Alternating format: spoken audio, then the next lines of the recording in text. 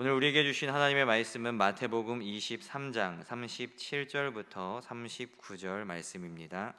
신약성경 마태복음 23장 37절부터 39절 말씀을 우리 다 같이 한 목소리로 함께 읽도록 하겠습니다. 시작.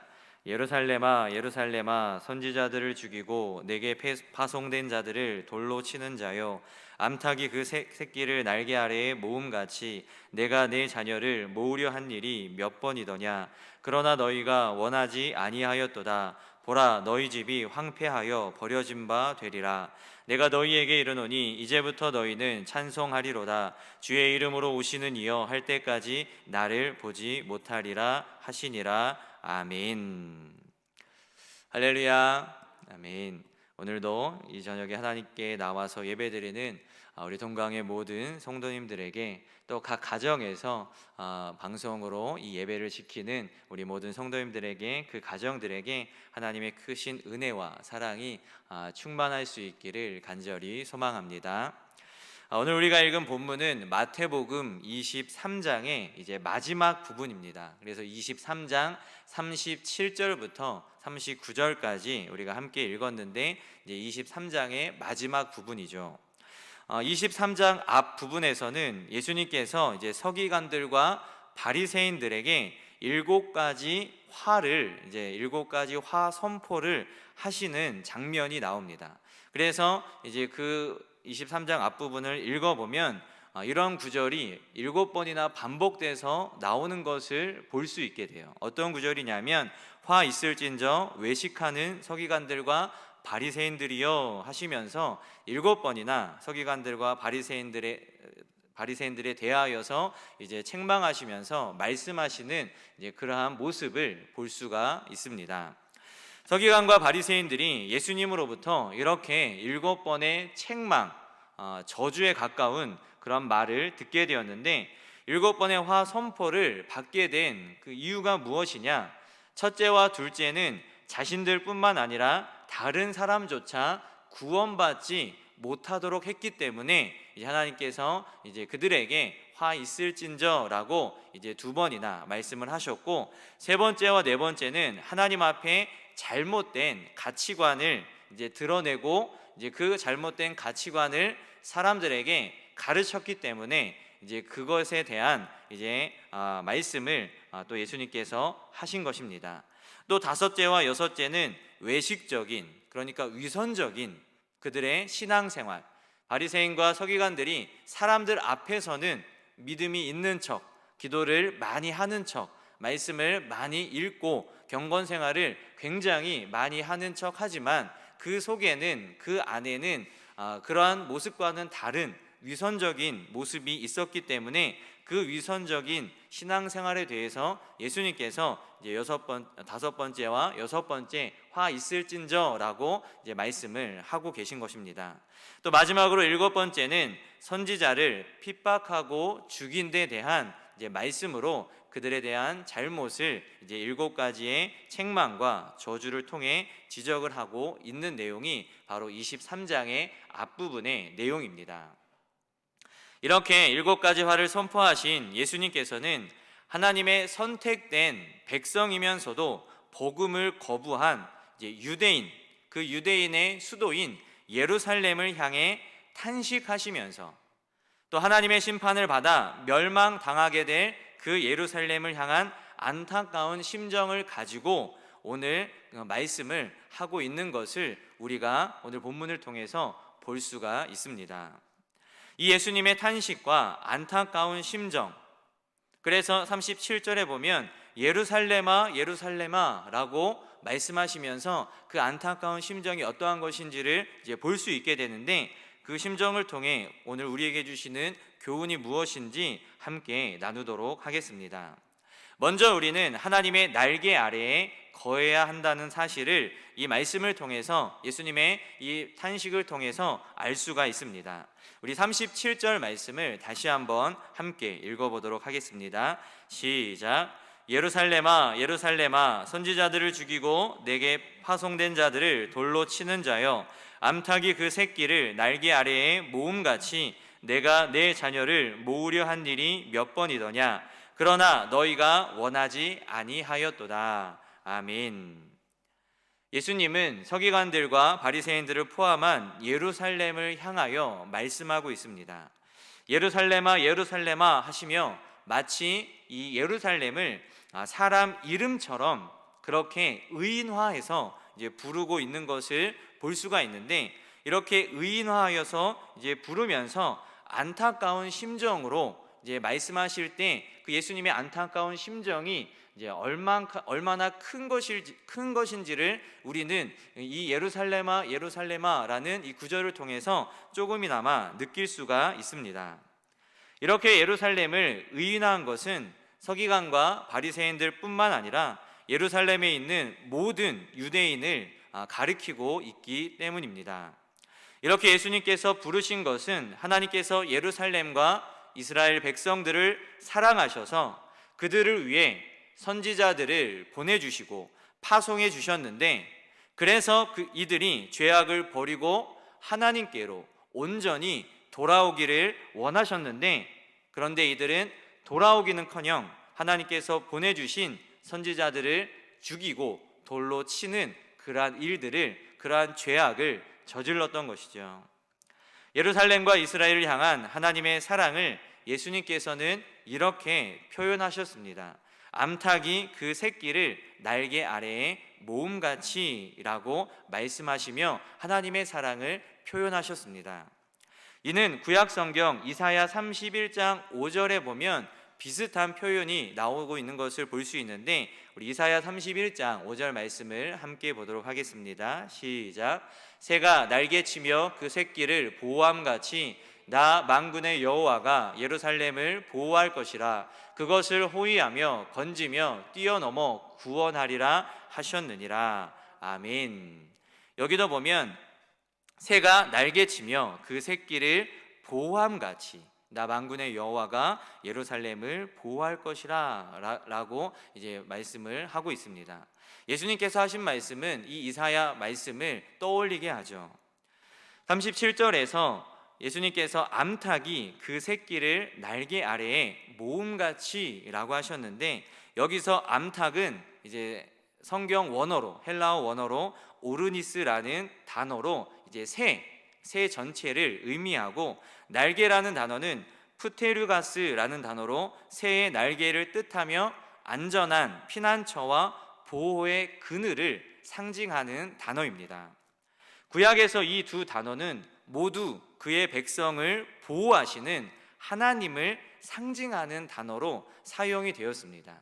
그래서 이사야서뿐만 아니라 이제 구약의 여러 이제 성경에 이렇게 이제 새 또 날개라는 단어가 나오는데, 그 두 단어가 모두 이스라엘 백성, 하나님의 백성을 보호하시는 하나님을 상징하는 단어로 사용을 하고 있다는 것이죠.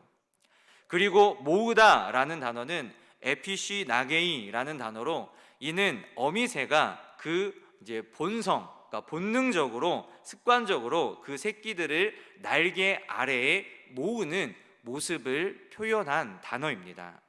그런데 이 동사가 현재 시제 이제 동사로 되어 있는데, 이는 언제나 과거에도 그랬고 지금도 그렇고 또 미래에도 변함없이 보호하는 그러한 모습을 뜻하는 단어이기 때문에 현재 시제 동사로 그렇게 이제 쓰게 된 것이죠. 암탉이 새끼인 병아리들을 날개 아래에 모으는 것은 그들을 보호하는 행동입니다. 그러니까 어미인 암탉이 새끼인 병아리들을 보호하기 위해서 이제 그 날개 아래로 자신의 이제 새끼들을 모으는 것이죠. 적으로부터나 위험한 상황으로부터 자신의 새끼를 보호하기 위해 자신의 날개로 막는 것입니다. 그들을 덮어주고 막아주고 감싸주는 것이죠. 그래서 암탉의 품으로 그 날개 아래로 들어간 병아리들은 안전할 수밖에 없는 것이죠. 성경에 이와 같은 표현을 더 발견할 수 있는데, 룻기 2장 12절을 보면 이렇게 기록을 하고 있습니다. 우리 함께 룻기 2장 12절을 함께 읽어보도록 하겠습니다. 시작. 여호와께서 내가 행한 일에 보답하시기를 원하며 이스라엘의 하나님 여호와께서 그의 날개 아래에 보호를 받으러 온 내게 온전한 상 주시기를 원하노라 하는지라. 아멘. 이 구절은 보아스가 룻에게 한 말입니다. 룻은 남편과 자식을 잃고 이제는 완전히 빈털터리가 된 그 시어머니인 나오미를 버리지 않고 나오미와 함께 유대 땅 베들레헴으로 오게 됩니다. 사실 나오미는 그냥 시어머니인 룻은 그 나오미인 시어머니를 따르지 않아도 되었습니다. 그리고 뻔히 보이는 상황이죠. 아무것도 없는, 그 당시에 이제 남편이 없다라는 것은, 또 아들이 없다라는 것은 굉장히 가난한 그리고 어려운 상황에 처했다라는 것을 의미합니다. 그렇기 때문에 룻은 이 시어머니인 나오미를 굳이 따라가지 않아도 되는, 그리고 따라가 봤자 뻔히 보이는 그러한 상황이었습니다. 가봤자 뭐 남편도 없고 남자가 없으니까 제대로 일이 되지 못하니까 이제 먹고 살 그런 것들이 굉장히 어렵다라는 것을 룻도 이미 알고 있었던 것이죠.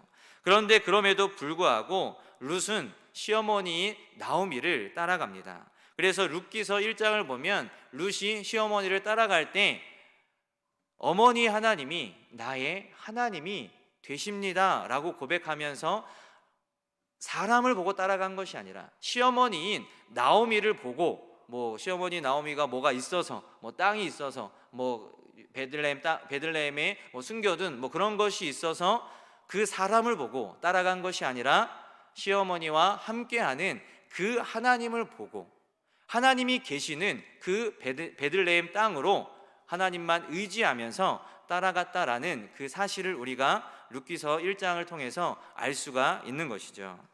그렇게 하나님이 계신 곳으로 왔더니 하나님께서 책임져 주셨습니다. 보아스가 이야기한 대로 하나님의 날개 아래에 보호받으러 왔더니 하나님께서 그 룻을 보호해 주시고 책임져 주시는 거예요. 하나님께서 그의 날개로 룻을, 또 나오미를 덮어주시고 보호해 주시고 채워주시는 것이죠. 그래서 생각지 못한 보아스와 연이 되어서 결혼을 하게 되고, 그 생각지 못한 결혼으로 인하여서 이제 룻은 다윗의 가문, 이제 결국에는 예수 그리스도의 가문에 이름이 올라가는 그러한 놀라운 일이 그녀에게 일어나게 된 것입니다. 이처럼 하나님의 그늘 아래, 하나님의 날개 아래 룻이 찾아갔더니, 룻이 그 날개 아래로 들어갔더니 하나님께서 책임져 주시고 보호해 주시는 모습을 오늘 이 말씀을 통해서 볼 수가 있는 것이죠. 또 성경을 보면 또 비슷한 구절을 발견할 수 있는데 시편 57편 1절을 보면 또 비슷한 구절을 우리가 볼 수가 있습니다. 우리 함께 57편 1절 말씀을 읽어보도록 하겠습니다. 시작. 하나님이여 내게 은혜를 베푸소서, 내게 은혜를 베푸소서. 내 영혼이 주께로 피하되 주의 날개 그늘 아래에서 이 재앙들이 지나기까지 피하리이다. 아멘. 시편 57편은 다윗의 시로 이제 사울을 피해서 다윗이 굴에 있던 때라고 이제 적혀 있는 것을 볼 수 있습니다. 그래서 머릿말을 보면 이제 다윗의 이제 그 시로서 사울을 피해서 도망 다니던 때, 굴에 있을 때 다윗이 이제 이 시를 지었던 것을 알 수 있는데, 여기도 보면 내 영혼이 주께로 피하되 주의 날개 그늘 아래에서 이 재앙들이 지나기까지 피하리이다 라고 다윗이 이야기하는 것을 볼 수 있습니다. 다윗의 삶이 얼마나 고된 삶이었습니까? 그 사울을 피해서 자기가 사위임에도 불구하고 장인어른을 피해서 장인어른이 자신을 죽이려 하니까 그 사울을 피해서 도망을 다니기 시작합니다. 그렇게 1, 2년이 아니라 몇 년 동안 도망자 생활을 하게 되는데, 여러분 생각해 보십시오. 도망 다닌다는 것이 쉬운 일입니까?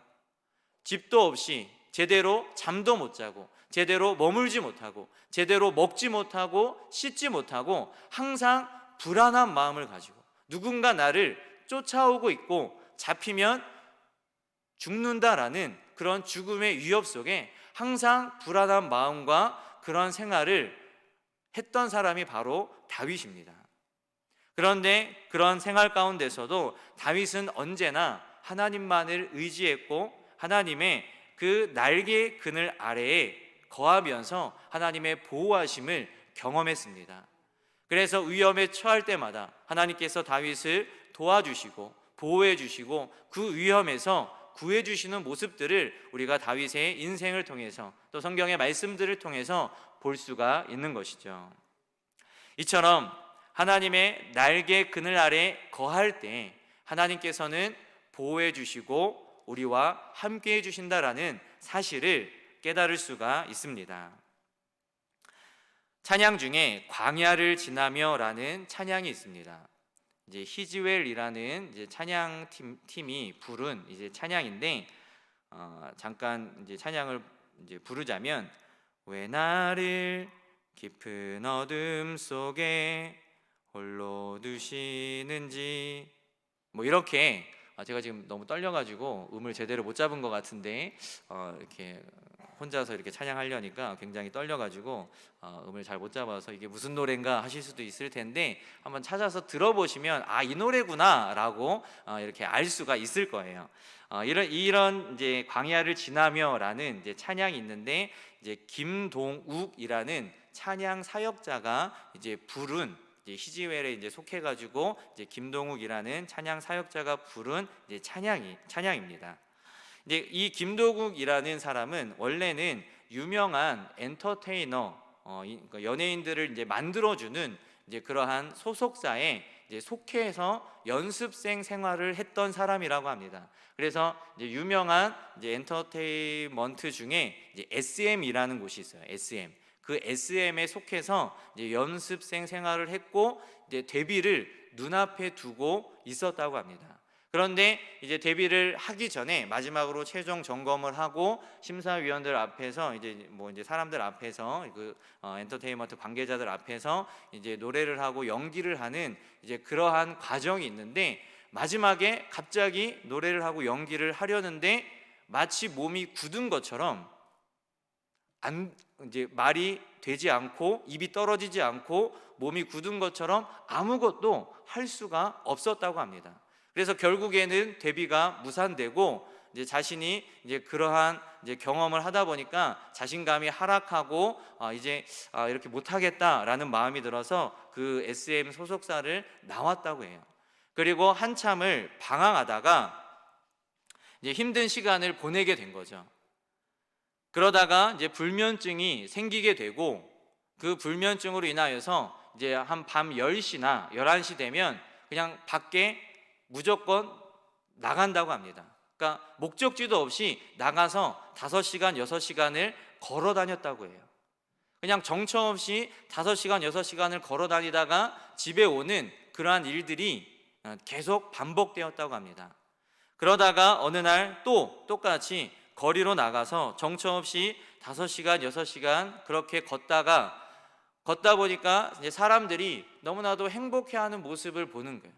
그러면서 저 사람들은 왜 저렇게 행복할까라는 생각을 하면서 자신도 모르게 막 눈물을 이제 흘렸다고 합니다.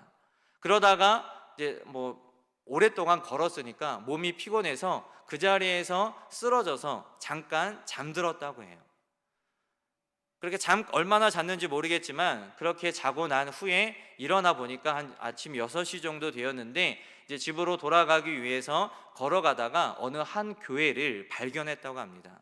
그리고 왠지 그 교회에 들어가 보고 싶다라는 마음이 들어서 이제 원래는 이분도 이제 모태신앙인데 그래서 어렸을 때는 교회도 다니고 그랬지만 이제 어려움을 겪다 보니까 방황하다 보니까 또 교회에서 또 상처를 입고 교회에서 또 어려움을 당하다 보니까 교회가 싫어지고 이제 교회 사람들이 싫어져서 이제 교회를 멀리하고 하나님을 멀리하게 됐다고 하는데 그때 이제 그렇게 정처 없이 걷다가 교회를 발견하고 교회로 들어가고 싶은 마음이 생겨서 그 교회에 들어갔다고 해요. 그런데 교회에 딱 한 발을 내딛고 들어서는 순간 너무나도 따뜻한 기운이 자신의 마음을 꽉 채우는 것을 느꼈다고 합니다. 그러면서 하나님께서 자신을 따뜻하게 안아주시는 그러한 느낌을, 그러한 감정을 받았다고 해요. 그래서 교회 이제 뒷자리에서 하나님 앞에 기도하는 거죠. 하나님, 제가 다시 한번 하나님을 위해서 일하겠습니다. 하나님께서 함께 하셔서 저에게 힘을 주시고 능력을 주셔서 찬양 사역자로 일할 수 있도록 그렇게 해 주십시오라고 정말 눈물을 흘리면서 하나님 앞에 간절히 기도했다고 합니다. 물론 그 이후에도 어려운 상황들이, 어려운 일들이 많이 있었지만 그때마다 하나님께서 함께 하시고 하나님께서 도와주시는 것을 경험하면서 이제까지 여기까지 왔다라고 고백하는 것을 볼 수가 있었습니다. 그가 그렇게 힘들고 어려운 시간, 하나님을 멀리 떠나 있었음에도 불구하고 교회에 들어갔을 때, 하나님이 계신 성전, 하나님이 함께하는 이 교회에 그가 발을 내디뎠을 때 하나님께서 그 날개로 그를 따뜻하게 덮어주시고 품어주시면서 다시 온 것을 기뻐하시면서 그를 안아주셨을 때 그는 그 하나님의 따뜻함을 느낄 수 있었고 회복을 경험할 수 있었습니다.